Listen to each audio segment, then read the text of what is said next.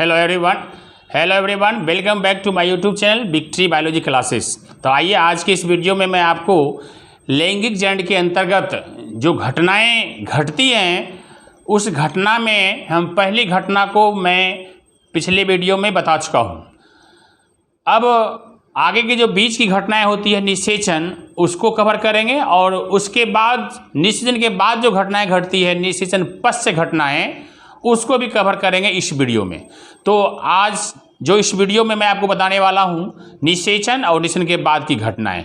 तो इसी के साथ आपका अध्याय भी ये पूरा होगा। यूनिट 1 क्लास 12 का यूनिट 1 जो पहला अध्याय है वो कंप्लीट आपका हो जाएगा आज के इस वीडियो के साथ। ठीक है, तो आइए हम स्टार्ट करें निषेचन। जैसा कि मैंने पहले आपको बता दिया निषेचन कैसे होगा। तो इसके पहले की घटना क्या थी, निषेचन पूर्व घटनाएं जिसके अंतर्गत मैंने युग्मक जनन को पढ़ा, युग्मक निर्माण को भी पढ़ा था और नर युग्मक बना था और मादा युग्मक बना था। उसके बाद युग्मक ट्रांसफर भी हुआ था, युग्मक का स्थानांतरण भी हुआ था, है ना। तो जैसे वहाँ से युग्मक नर युग्मक जो मोटाइल होता है और मादा युग्मक अक्सर नन मोटाइल होता है। ठीक है, तो नर युग्मक मादा युग्मक के पास आएगा, चल के ट्रांसफर होगा, यहाँ से वहाँ आएगा। तो जब आके एक साथ ज्वाइंट होगा और मिल के एक हो जाएगा तो यह क्रिया क्या कहलाएगी, निषेचन। तो फ्लैशबैक में मैं आपको थोड़ा सा बता दिया कि इसके पहले हमने क्या पढ़ा था, अब आपको समझने में परेशानी नहीं होगी। ठीक है, तो आइए देखते हैं, पढ़ते हैं आज निषेचन। निषेचन ये है फर्टिलाइजेशन,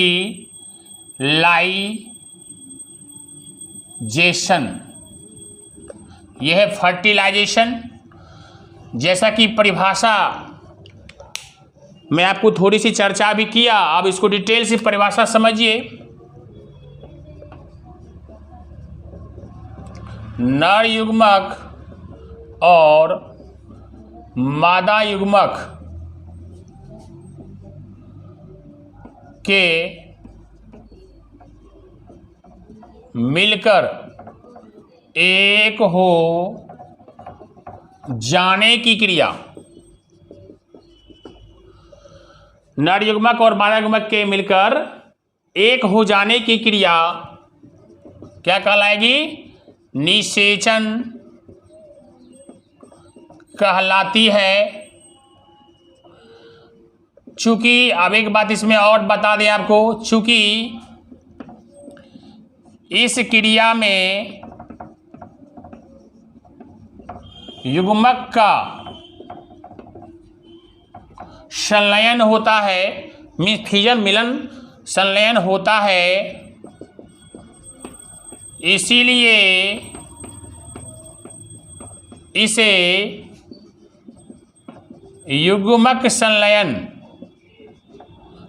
संलयन जिसको अंग्रेजी में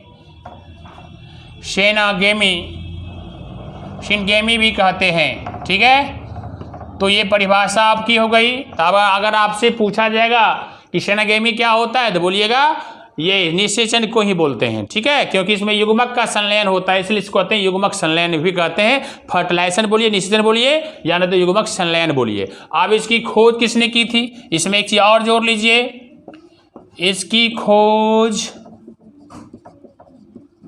सर्वप्रथम 1884 ईस्वी में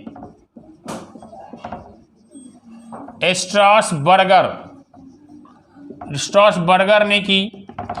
आप इतना जान गए, परिभाषा हो गया निषेचन किसे कहते हैं, नर युग्मक और मादा युग्मक मिलके एक होगा तो ये निषेचन कहलाएगा। देखिए इसको समझिए।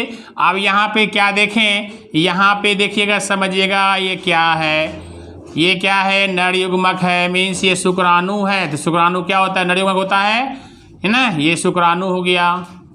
अब यहाँ पे क्या है, ये अंडाणु है, ये अंडाणु है, यहाँ भी केंद्र का न्यूक्लियस रहता है।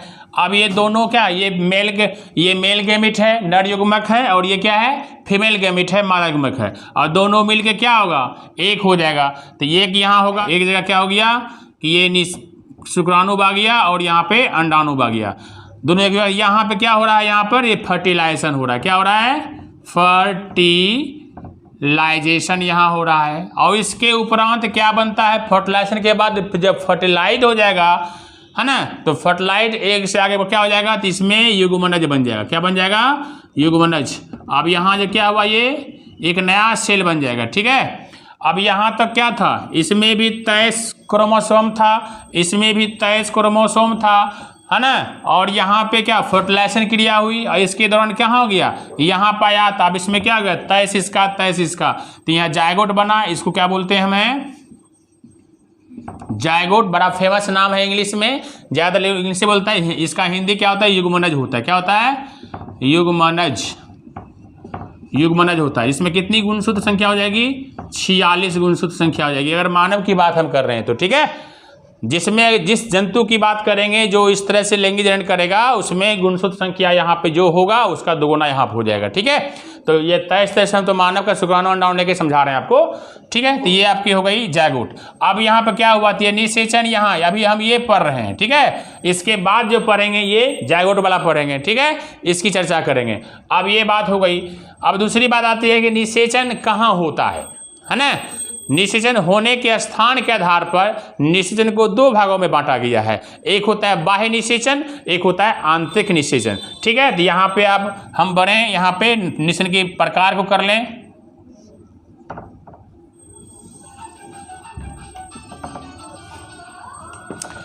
निषेचन के प्रकार में यहाँ पे निषेचन देते हैं। निषेचन किसके आधार पर, निषेचन होने के स्थान के आधार पर। यहां लिख लीजिए, निषेचन होने के स्थान के आधार पर। कोई पूछे कि निषेचन दो प्रकार का होता है, किसके आधार पर दो प्रकार का होता है, तो बोल सकते हैं जहां पे होता है उसके आधार पर देखते हैं, ये दो प्रकार का होता है। एक होता है बाह्य निषेचन,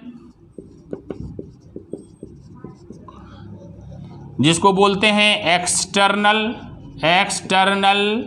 फर्टिलाइजेशन। और यहां पर क्या होगा दूसरा, आंतरिक निषेचन, जिसको बोलते हैं इंटरनल फर्टिलाइजेशन। इसके पहले मैं आपको, जब हम तैयार कर रहे थे तो उसमें मैंने आपको नाम लिखाया था इसका, और नाम लिखा के एग्जाम्पल भी दिया था, ठीक है। तो अभी हम इसको डिटेल से देखेंगे, थोड़ा दोनों में अंतर भी देख लेंगे। अब बाह्य निषेचन और आंतरिक निषेचन, चूंकि निषेचन माता शरीर जो जनक होता है उसके शरीर के अंदर भी होता है, शरीर के बाहर भी होता है, उसी के आधार पर हम इसको दो भागों में बांटे हैं। तो बाह्य निषेचन क्या होगा, जो निषेचन की वह क्रिया जो शरीर के बाहर होती है। तो इसमें आप कर लीजिए पहला पॉइंट, यह शरीर के बाहर होती है। बस इतने से कर लीजिए, बाकी समझ लेते हैं आप कि वह निषेचन की वह क्रिया जो शरीर के बाहर हो उसे हम कहते हैं बाह्य निषेचन, और वह निषेचन की वह क्रिया जो शरीर के अंदर हो, बॉडी के अंदर हो, उसे कहते हैं इंटरनल फर्टिलाइजेशन, ठीक है। तो इस तरह से परिभाषा आप लेंगे, मैं मेन पॉइंट दे रहा हूं खाली आपको। उसके बाद यह है, यह शरीर के अंदर होती है। अब देखिए दूसरा पॉइंट इसमें क्या होगा, इसमें दोनों प्रकार के युग्मक, दोनों प्रकार के युग्मक मीन्स नर और मादा, दोनों प्रकार के युग्मक माध्यम में छोड़ दिए जाते हैं। और इसमें क्या करेंगे, इसमें सिर्फ नर युग्मक को माध्यम में छोड़ दिया जाता है। अब इस पॉइंट को देखिए थोड़ा सा, है ना, नीचे लिखेंगे तो आपको दिखाई नहीं पड़ेगा, मैं ऊपर लिखूंगा। तो पहले मैं इस पॉइंट को मैं समझा दूं कि मैंने इसमें लिखा क्या, कि माध्यम मीन्स क्या, जिस जहाँ पे हो रहा है, जो बाहर और अंदर की बात तो हो गई, लेकिन अगर मान लो जो बाह्य निषेचन होगा क्या होगा, कि बाह्य मीन्स क्या, बाहरी, तो नर युग्मक मान लीजिए शरीर के बाहर निकल के यहाँ आ गया, ठीक है, नर युग्मक। अब फिर मादा युग्मक भी आएगा, तो यहाँ भी आएगा। जैसे मान ले पौनिय है, मेढक ही करता है, तो मेढक पहले क्या करेगा, यहाँ पर अंडा मान लो फीमेल मेढक जो अंडा यहाँ पे छोड़ दी, अब यहाँ पे क्या होगा, मेल गेमिट जाएगा, वहाँ भी अपना क्या करेगा, शुक्राणु को छोड़ेगा, ठीक है। तो कहने मतलब मेल गेमिट और फीमेल गेमिट दोनों क्या होता है, बाहर में दोनों छोड़ दी जाती है। बाहर जो फर्टिलाइजेशन होगा ना, वहाँ पे क्या होगा, दोनों बाहर में छोड़ देगा, नर युग्मक को भी और मादा युग्मक को भी, ठीक है। जिसमें भी होगा, मैंने आपको सबका नाम लिखाया है इसके पहले, ठीक है, वो एग्जाम्पल लास्ट में दे देंगे हम। तो ये क्या होता है, ये इसमें ऐसा होता है। इसमें क्या करेगा, जो आंतरिक निषेचन होता है, जैसे मनुष्य की बात करते हैं तो मनुष्य में आंतरिक निषेचन होता है, शरीर के अंदर होता है, बाहर तो होता नहीं है। तो इसमें क्या देखते हैं, मादा तो शरीर के अंदर बन ही रहा है, वो तो चुपचाप स्थिर है, नॉन-मोटाइल है। लेकिन पुरुष का शुक्राणु जो होता है, वो संपर्क के दौरान रतिक्रिया जो होती है, जब नर स्त्री पुरुष जब मिलते हैं, संपर्क करते हैं, संभोग क्रिया करते हैं, उस क्रिया के दौरान जो है उसके पेनिस मार्ग से शुक्राणु ट्रांसफर होता है, मीन्स उस माध्यम में छोड़ दिया जाता है, और शुक्राणु फिर योनि मार्ग के होते हुए, गर्भाशय होते हुए कहाँ, अंडाणु के पास पहुंचता है, फेलोपियन ट्यूब में, ठीक है। तो क्या हुआ, इसमें क्या हुआ कि सिर्फ शुक्राणु को छोड़ा गया, मीन्स क्या, मेल गेमिट को छोड़ा गया जाता है माध्यम में, इसमें क्या होता है, दोनों को माध्यम में छोड़ दी जाती है, ठीक है। अब क्या होती है तीसरा पॉइंट, तो इसको आप लिखिए, इसकी शॉर्ट लीजिए, मैं तीसरा पॉइंट बताता हूं। अब देखिए तीसरा, यहां पर इस निषेचन के द्वारा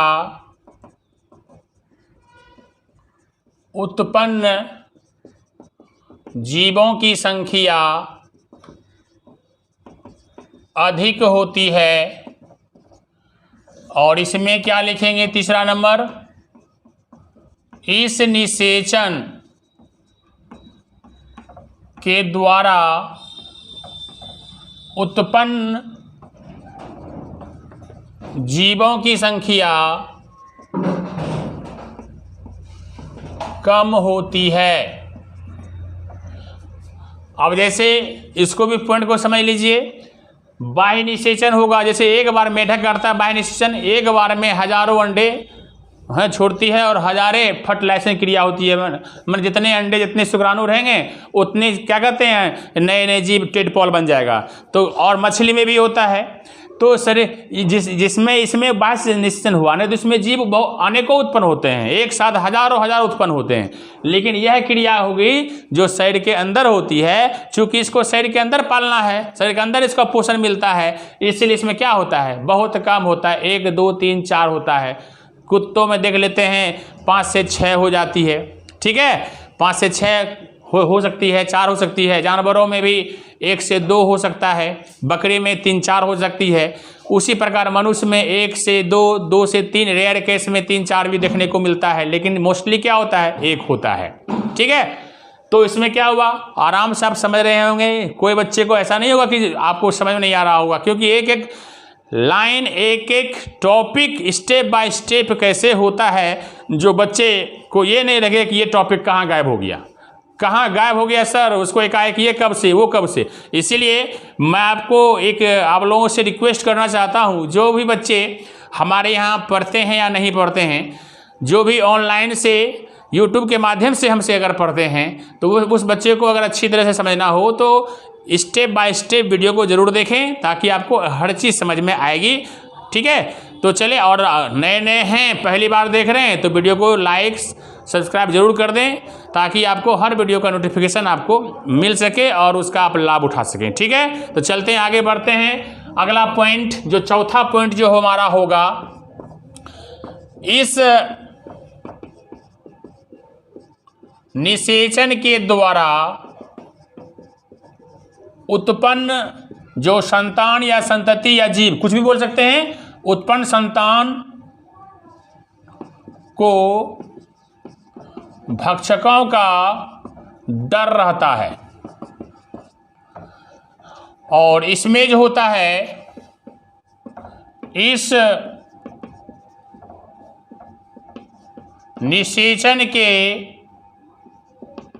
द्वारा उत्पन्न संतान को ऐसी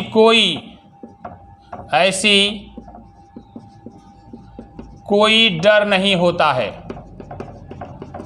देखो अपनी भाषा में अनेकों तरह से इसको लिख सकते हो। जैसे देखिए ये शरीर के बाहर करेगा तो कोई भी इसको आके कोई जानवर इसको मार सकता है, तोड़ फोड़ सकता है या नष्ट कर सकता है। लेकिन ये तो शरीर के अंदर होता है, माँ के गर्भाशय में होता है, गर्भाशय में ये डेवलपमेंट करता है, बड़े सुरक्षित, हल्का फल्का धक्का मुक्का लग भी जाता है। तो इस तरह से बनावट गॉड ने बनाया है, उसे कुछ नहीं हो सकता है। जब तक उसमें भारी चोट ना लगे तब तक ये खत्म नहीं होता है। ठीक है, तो जानवरों में भी इंसानों में भी तो ये सुरक्षित माना जाता है। और शॉर्ट में इसको ऐसे ले सकते हो, और ये इसके संतान जो बाहर में जो फर्टिलाइजेशन क्रिया करेगी असुरक्षित रूप में होगा और ये सुरक्षित ढंग से होता है। ठीक है, तो यहाँ पे इस तरह से आप बात लिख सकते हैं। देखते हैं अंतिम पॉइंट एक आता है, इसके एग्जाम्पल मैं आपको फिर से दे दूं, इसके अंतर्गत क्या क्या आता है। देखिए इसके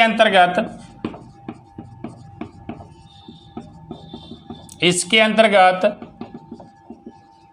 शैवालों, मछलियां में बोनी फिश, आपको एनसीईआरटी बुक में दिया हुआ है। और से मछलियां होगी, लेकिन बोनी फिश में बहुत ज़्यादा संख्या में अंडे उत्पन्न होते हैं, लेकिन बहुत ज़्यादा बड़ी मछलियों के द्वारा खा ली जाती है। इसलिए एग्जाम्पल दिया हुआ है कि अधिक संख्या में होती है लेकिन कितने मर ही जाता है ना, भक्षक खा लेता है। मछलियां हो गया, और उसके बाद मेढक आदि, ये हो गया। इसके अंतर्गत ये सब है, सब में क्या होता है, बाह्य फर्टिलाइजेशन क्रिया होती है। अब इसको देखते हैं, इसके अंतर्गत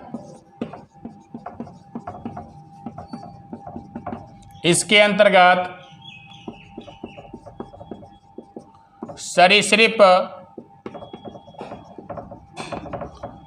स्तनधारी जिसमें मानव सहित है, पक्षी, कवक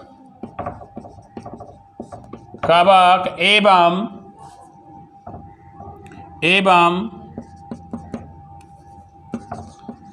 अधिकांश पौधे जैसे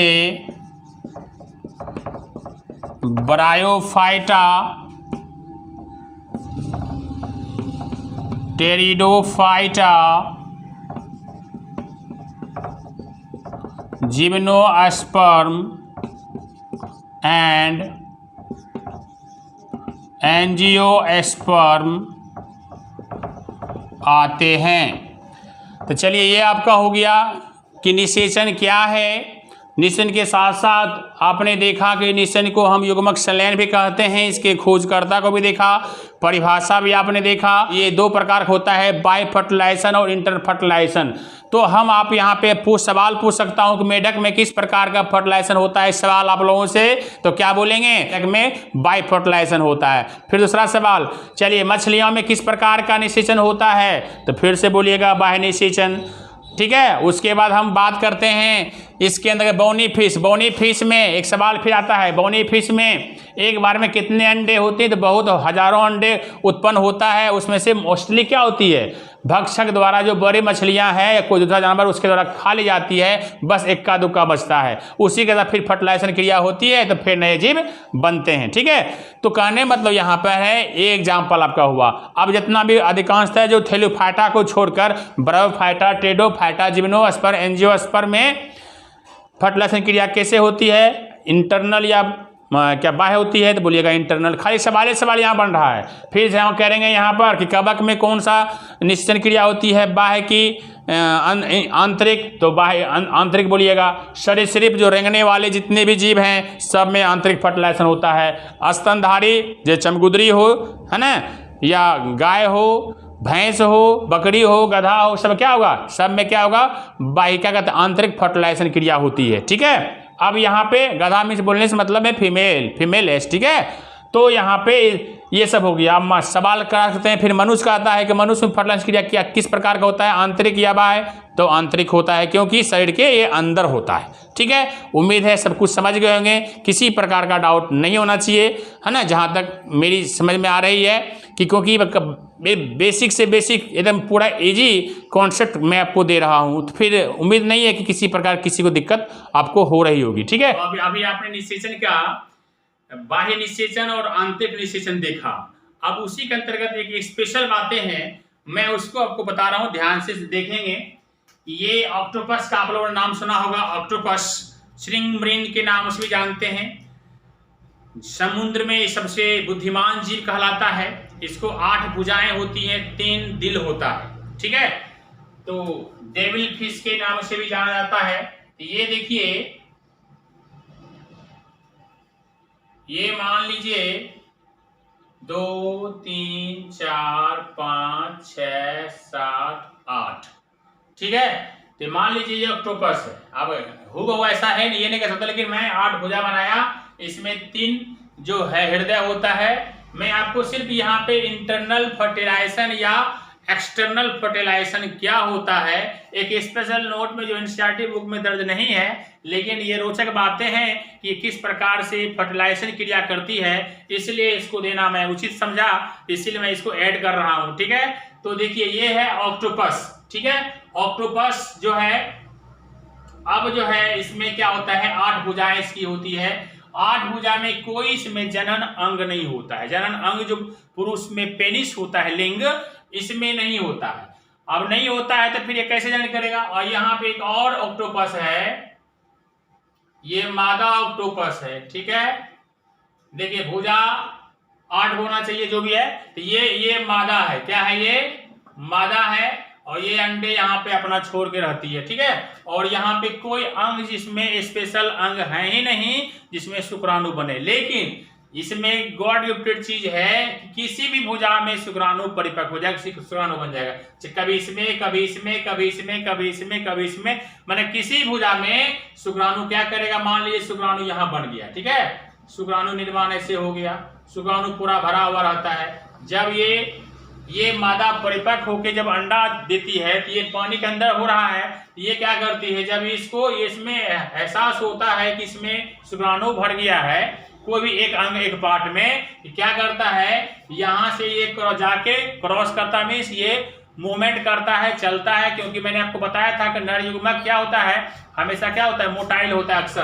तो यहाँ से क्या करेगा, ये घूमते घूमते घूमते जाएगा, और इस मादा का शरीर जो है, मादा के शरीर में ये अंग जो है, ये अंग उसमें प्रविष्ट कर देगा, है ना, इंटेक्ट कर देगा, मीन्स अंदर प्रवेश कर देगा इसमें, अंडाणु में, ठीक है। यहाँ पे जैसे ही अपना ये पूरा सा भाग प्रवेश करेगा इसमें, तो तैसे क्या करेगा, यहाँ से इसकी भुजा यहाँ पे कट जाएगी, ठीक है। इसकी भुजा यहाँ पे क्या हो जाएगी, कट जाएगी। या जैसे कटेगा तैसे, जैसे अंदर जाएगा तो तैसे कटने के साथ ही या अंदर जाने के साथ ही जितने शुक्राणु है, सब शुक्राणु वहां पे एक तरह से उझल नहीं होता है, उझल देना या उधर गया, मीन एक तरह से कहीं वर्षा हो गया, शुक्राणुओं की वर्षा हो जाती है इस अंडाणु पे, ठीक है। माने ये जो ऑक्टोपस, मादा ऑक्टोपस के बॉडी के अंदर जो अंडाणु जहां बना हुआ है, उसके ऊपर एक तरह से शुक्राणुओं की वर्षा हो जाती है। कौन शुक्राणु की, तो ऑक्टोपस के शुक्राणु की जो नर का जो आएगा, वो शुक्राणु की वर्षा जाती है, बहुत सारे शुक्राणु उसमें से गिरता है ना। अब क्या होता है, उसी से फर्टिलाइजेशन क्रिया होती है, इतने अंडाणु इतने शुक्राणु होंगे, फर्टिलाइजेशन क्रिया होगी, फिर वो क्या बनेगी, प्रेग्नेंट होगी, फिर बच्चे को जन्म देगा, ठीक है। वो तो क्रिया हुई। अब यहाँ बात आती है, जैसे यहाँ से अंदर गया, यहाँ से कट गया, कट के ये प्रवेश हो गया, अंदर में घुस गया, और ये बाहर नहीं निकलता, बाहर निकलता है ये कटा हुआ अंग। कटा हुआ अंग में इसमें 7 गो भुजा था, अब 7 गो भुजा रह गया, तो क्या भुजा वैसे ही रह जाएगी, नहीं। इसमें भुजा क्या, रीजनरेशन क्रिया होके, पुनरुद्ध भवन की क्रिया होके, फिर से वो पहले ऐसा, जैसे गिरगिट में पूछ करता है तो पहले ऐसा हो जाता है, ठीक उसी प्रकार से अपनी क्रिया को, माने रीजनरेशन क्रिया करके ये अपने अंग को फिर पुनः बना लेती है। फिर जब टाइम वैसा आएगा, फिर किसी भुजा में ऐसा क्रिया होगी, फिर फर्टिलाइजेशन क्रिया होगी। अब आपको मैं एक सवाल आपसे पूछ रहा हूं, आप ये बताइए कि ऑक्टोपस में इंटरनल फर्टिलाइजेशन हुआ कि एक्सटर्नल फर्टिलाइजेशन हुआ, आप बताइए। उम्मीद है समझ गए होंगे, इसमें इंटरनल फर्टिलाइजेशन के हुआ, क्योंकि इसका जो नर युग्मक जो है उसमें प्रवेश किया और अंदर घुस के उसमें शुक्राणुओं को उझल दिया, ठीक है। इस तरह से क्या कहेंगे हम, ऑक्टोपस में क्या होता है, इंटरनल फर्टिलाइजेशन क्रिया होती है।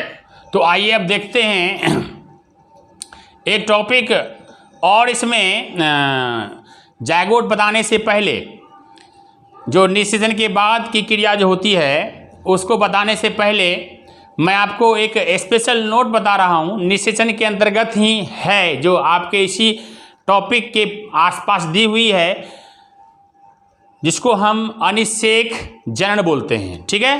पार्थेनोजेनेसिस की क्रिया मैं उसको बता दूं, निषेचन के संबंधित बातें हैं, इसलिए इसको बताने के बाद हम बताते हैं आपको निषेचन पश्च अवस्था। तो सबसे पहले अभी देखते हैं क्या हम अनिषेक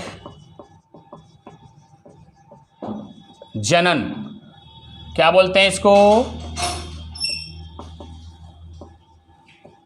अनिषेक जनन।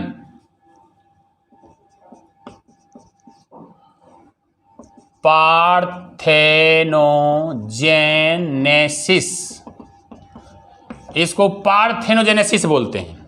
अब यहाँ पे क्या हुआ, इसमें बड़ी अच्छी टॉपिक है ये कि नर मादा इसमें मिलेगा नहीं, ठीक है। बिना नर के ही मादा क्या करेगी, बिना निषेचन के ही मादा क्या करेगी, एक नए संतति को बना देगी, ठीक है। ऐसे जनन को ही क्या कहेंगे हम, अनिषेक जनन। तो इसकी परिभाषा देखिए, जनन की वह क्रिया जिसमें युग्मक नर युग्मक के युग्मन के बिना ही, नर युग्मक के युग्मन के बिना ही मादा युग्मक नए जीव के निर्माण हेतु विकसित होने लगते हैं। देखिए समझ गए होंगे कि जनन की वह क्रिया जिसमें नर युग्मक के युग्मन के बिना ही मादा युग्मक नए जीव के निर्माण हेतु विकसित होने लगते हैं, यानी अपने को, है ना, जनसंख्या को बढ़ाने के लिए, जनरेशन को चलाने के लिए क्या करता है, वो मेल का सहायता नहीं लेता है ना। इस प्रकार के जनन को क्या बोलेंगे हम, अनिषेक जनन। और ये जब पेड़ पौधों में होगा, जिसके अध्याय डिटेल से पढ़ेंगे, निषेचन को भी हम डिटेल से और पढ़ेंगे डबल फर्टिलाइजेशन के रूप में, वो अगले अध्याय में है ना। फ्लावरिंग प्लांट वाला में, पुष्पीय पादपों में लैंगिक जनन जो अगला अध्याय है उसमें डिटेल से पढ़ेंगे, ठीक है। तो अभी जो इसमें दिया हुआ आपके क्या कहते हैं अध्याय के अनुसार मैं उतना आपको बता रहा हूँ, उसमें हम पढ़ेंगे फिर अनिषेक फलन। तो अनिषेक जनन एक प्रोसेस है, इसी के द्वारा, इसी प्रक्रिया के द्वारा अनिषेक फलन का निर्माण होगा, जिसको हम अगले अध्याय में देखेंगे। इसमें एग्जाम्पल कौन कौन आता है, एग्जाम्पल देख लीजिए। रोटिफर्स,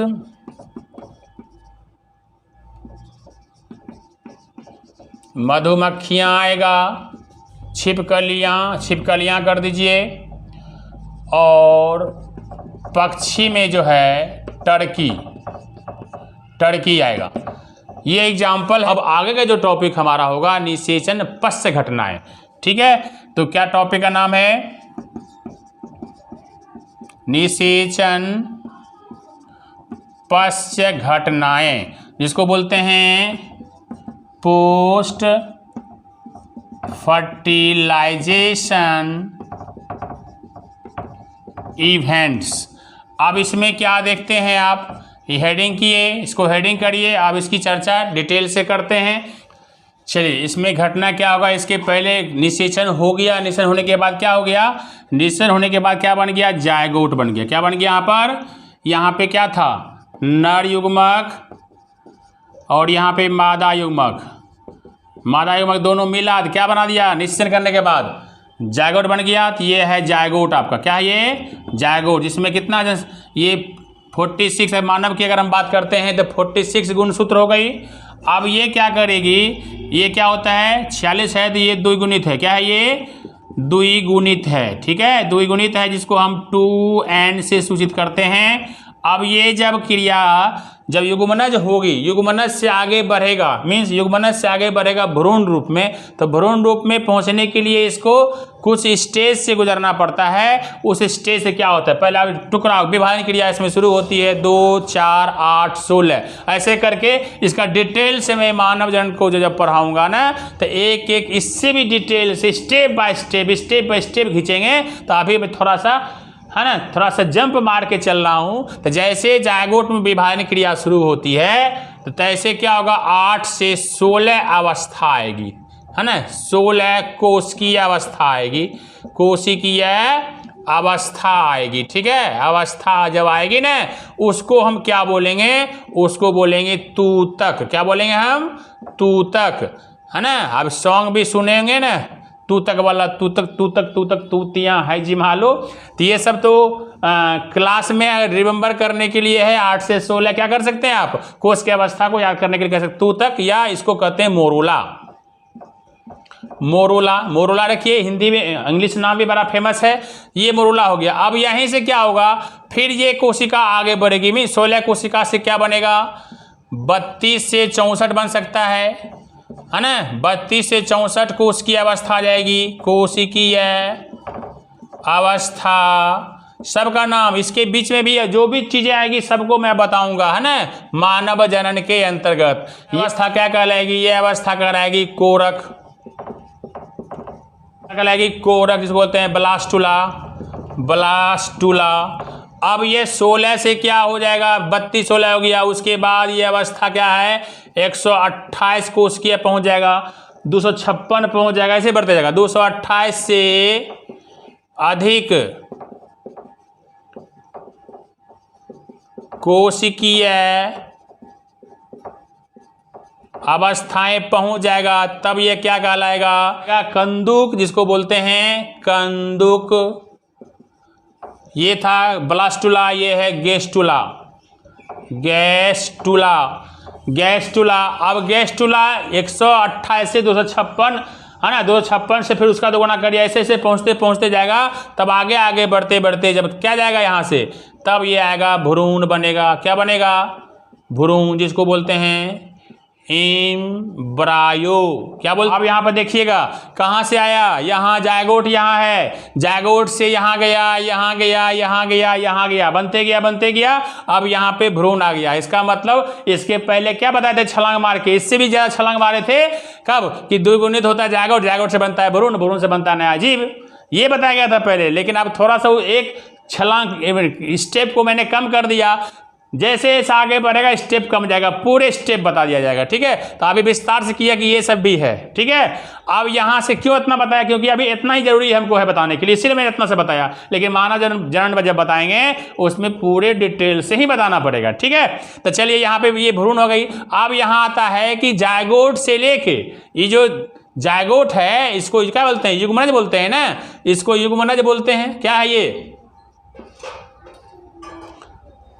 ये युग्मनज है, जायगोट है ये। तो जायगोट से जायगोट बढ़ा, फर्टिलाइजेशन क्रिया हो गई, तो ये आया, ये से फिर ये आया, ये से फिर ये आया, ये से ये आया। इसके बीच बीच में यहाँ आने में, यहाँ भी समय है ना, इसमें बताऊंगा ब्लास्टोमियर्स, है ना, ये सब बताया जाएगा। तो यहाँ से यहाँ तक आया। अब एक सवाल आती है कि एक भ्रूणोद्भव क्या होता है। जैसे यहाँ मैंने युग्मनज से लेके भ्रूण तक में बनने की जो क्रिया होती है, इसी क्रिया को क्या बोलते हैं, यहाँ से लेके, है ना, यहाँ से लेके ऐसे करके यहाँ जो बना उसी को बोलते हैं भ्रूणोद्भव। क्या बोलते हैं इसको, भ्रूणोद्भव। भ्रूणोद्भव जिसको बोलते हैं एम्ब्रायोलॉजी, याद रखिएगा, एम्ब्रायोलॉजी। बड़ा गजब का होता है, बड़ा, है ना। ये अच्छे बच्चे जो है ना इसको नहीं समझ पाते हैं कि भ्रूणोद्भव क्या होता है। अब आपको लगता है, उम्मीद निश्चित रूप से आप समझ गए होंगे कि भ्रूणोद्भव क्या होता है। ऐसा नहीं समझिएगा भ्रूण बनने की क्रिया को भ्रूणोद्भव कहते हैं, हो ना, सबसे ऊँचा छोटा हल्का हो गया। लेकिन नहीं, जायगोट से लेके भ्रूण बनने तक की जो क्रिया होती है, ये सारे प्रक्रिया को एक साथ भ्रूणोद्भव बोलते हैं। अब आप लोग ये बताइए कि भ्रूणोद्भव जो क्रिया हुई, निषेचन के बाद वाली घटना है या पहले वाली घटना है। तो इनफैक्ट आप माइंड में आ रहा होगा, ये तो निषेचन के बाद हम पढ़ रहे हैं, तो बाद वाला घटना होगी। सवाल ऐसे बनता है, यहाँ हो, मेडिकल में हो, आपके एग्जाम में हो, या कोई भी कंपटीशन एग्जाम में, तो ये डीप नहीं पूछी जाती, लेकिन मेडिकल में तो ये पूछी जाती है। ठीक है, तो ये क्या होगा कि जो भ्रूणोद्भव होता है वो निषेचन के बाद की अवस्था है। तो उम्मीद है आप समझ गए होंगे इस टॉपिक को अगर लिखेंगे तो एक और लंबा हो जाएगा, लेकिन लिखने की आवश्यकता है, इसका कॉन्सेप्ट आपका क्लियर है, आराम से आपको हो जाएगा। अब बात करते हैं भ्रूणोद्भव। तो इसको पढ़ते हैं, एक लास्ट चीज़ है इसमें, टॉपिक है अंड प्रजक और सजीव प्रजक, इसी का पुत्र है। जब भ्रूणवध से भ्रूण बनेगा ना, भ्रूणोद्भव क्रिया हो गई, उससे क्या बना, भ्रूण बना, ठीक है। अब भ्रूण से क्या होता है, भ्रूण दो प्रकार का, एक अंडा से भी निकलता है, एक बॉडी शरीर से भी निकलता है। बस उसी को कर, एनसीईआरटी में सारे चीजें हैं, याद रखें इसको, है ना। तो उसको देखते हैं, लास्ट टॉपिक हमारा ये होगा, उसको देखते हैं। पहले इसकी शॉर्ट इसका लीजिए, ठीक है। अब भ्रूणोद्भव, भ्रूणोद्भव से क्या बनेगा, ये भ्रूण, है ना। युग्मक से लेके भ्रूण बनने तक क्रिया ये कहलाती है। तो या लास्ट में क्या भ्रूण बना था ना। अब भ्रूण जो है, भ्रूण का विकास, विकास कहाँ कहाँ होता है, किस रूप में होता है विकास जो है, या विकास को, निर्माण को कैसे होगा, तो ये दो प्रकार का होता है। देखिए, इसको बोलते हैं अंडयुज या अंड प्रजक, जिसको बोलते हैं अंग्रेजी में ओविपेरस,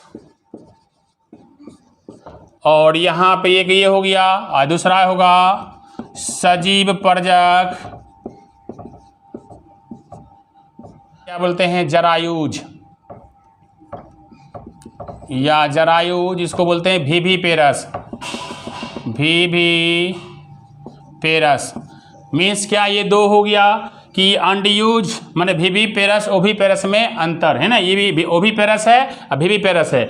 ओवी बना अंडा, ओवी से ओवरी बना हुआ है, उसमें अंडा, ये अंडा से निकलेगा और ये निकलेगा बॉडी के शरीर से निकलेगा, ठीक है। अब दोनों में इसको मैं अंतर बता दो, दोनों में, दोनों क्लियर हो जाएगी आपकी कि भ्रूण का विकास कैसे हुआ, अंडयुज ओविपेरस क्या होता है और विविपेरस क्या होता है, ये अंतर भी पूछा जाता है, आपको अंतर भी हो जाएगी, जानकारी भी आपको मिल जाएगी। देखिए ये क्या होगा, पहला पॉइंट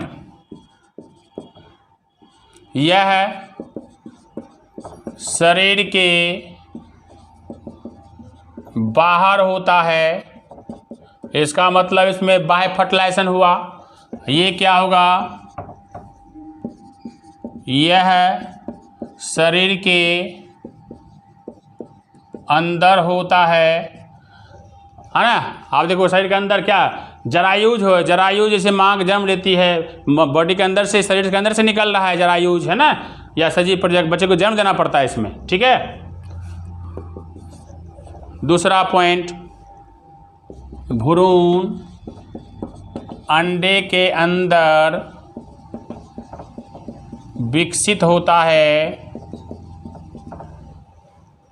विकसित होता है। भ्रूण कहाँ, भ्रूण अंडे के अंदर विकसित होता है, इसमें क्या होगा, भ्रूण शरीर के अंदर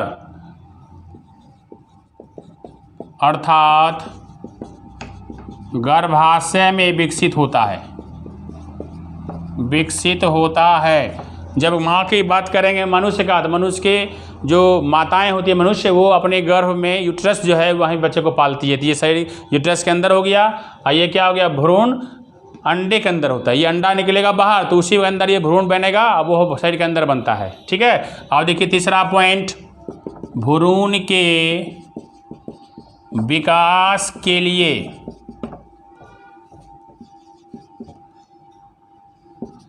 अंडप के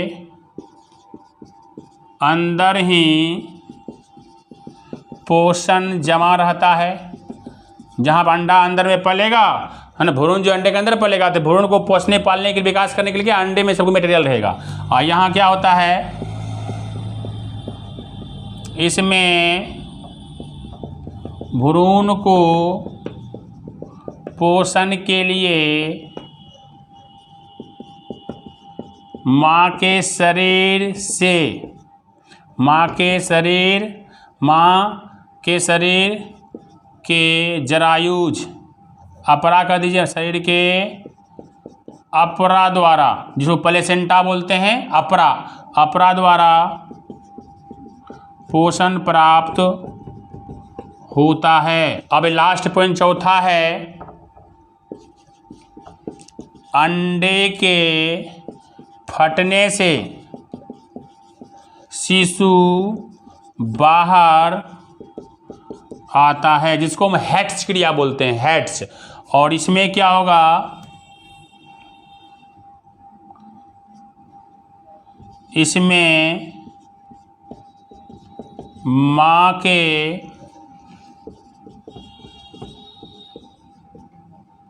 योनि द्वार से बच्चे का जन्म होता है, जिसे क्या कहते हैं, प्रसव कहते हैं। जिसे क्या कहते हैं, प्रसव कहते हैं। ये बातें आपकी हो गई। अब आपने क्या देख लिया, सजीव पर्जक और अंड पर्जक में अंतर देख लिया, जिसको अंग्रेजी में हम क्या बोलते हैं, विविपेरस और ओविपेरस। तो ये आपका ये टॉपिक आपका पहला अध्याय आपका पूरा हुआ आज, ठीक है। और नेक्स्ट अध्याय जो नेक्स्ट वीडियो में लेकर आएंगे वो पुष्पी पादपों में लैंगिक जनन की क्रिया, ठीक है। तो उम्मीद है सारे बच्चे पूरे अध्याय को पढ़े होंगे। जो नहीं पढ़े हैं, एक एक जो वीडियो छुटा हुआ है पार्ट वाइज डाला हुआ है, 1 से लेकर 9 पार्ट में ये वीडियो बना हुआ है। आप इसको एक एक पार्ट को देखते जाइए, तो आपका एक भी क्वेश्चन आपको दिक्कतें नहीं है। कोई क्वेश्चन आपको हो तो आप कमेंट्स द्वारा हमें बता सकते हैं, ठीक है। तो ओके, आज इतना ही, बाय बाय।